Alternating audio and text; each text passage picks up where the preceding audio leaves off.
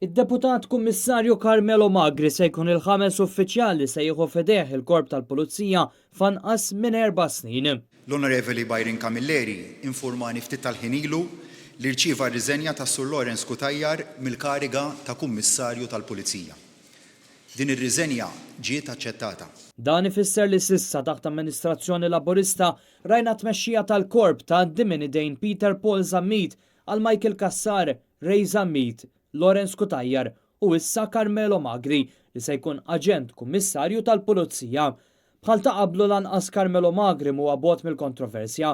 Fl-2016 kien akkużat li ċeda l-pressjoni ta' wieħed mill-impjegati ta' Ian Borch, Jesmond Zammit, biex jinħeles Daniel Bogdanovic. L-ex-plejer tat-tim nazzjonali Malti kien arrestat fuq teddid fil-konfront tal-mara tiegħu, iżda nħeles fil-jum li kellu jilgħab għal Xewkija Tigers li tagħhom Jesmond Zammit huwa l-coach. Malli ħarġet l-aħbar ta' riżenja fuq Twitter, il-kap tal-Partit Nazzjonalista Adrian Dalija qal li sfortunatament il-pajjiż kellu jistenna da żmien kollu biex il-kummissarju li se jaħlu pupazz tal-gvern iwarrab.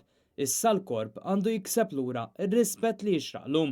Meta ndirizza lill-medja f'Kastilja l-Prim Ministru Roberta Bela qal li issa l-Kabinett għandu jipproponi metodu ġdid għall-għażla ta' kummissarju ieħor. Il-Prim Ministru ma rridx jagħti dettalji dwar dan il-metodu li se jkun ippreżentat għall-ewwel darba lill-Kabinett nhar it-tlieta li ġej.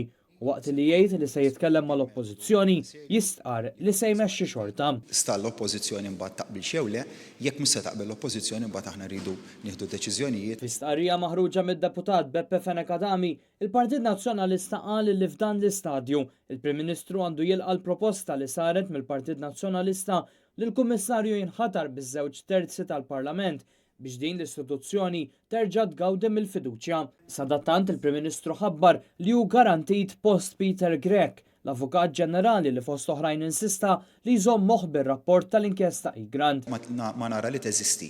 Ebda waħda mir-raġunijiet li semmi l-Kostituzzjoni għala l-Avukat Ġenerali għandu jirriżenja jew jista' jiġi mkeċċi. Taħt Roberta Bela wkoll il-backbenchers se jibqgħu jieħdu karigi oħra kif ikkonferma l-Prim Ministru nnifsu. Rajt ir-rapport li kien għamel il-Kummissarju tal-Standards, ma qbilx mal-punt prinċipali li kien għamel illi meta il-gvernijiet jagħti kariga lill-membri parlamentari tiegħu ikun qed jixtri s-silenzju tagħhom. Roberta Bela ma rridx jikkummenta dwar l-allegat cover-up li Keith Schembri rrid jagħmel fuq Chris Cardona. Jiena ma tkellimx ma' Chris Cardona.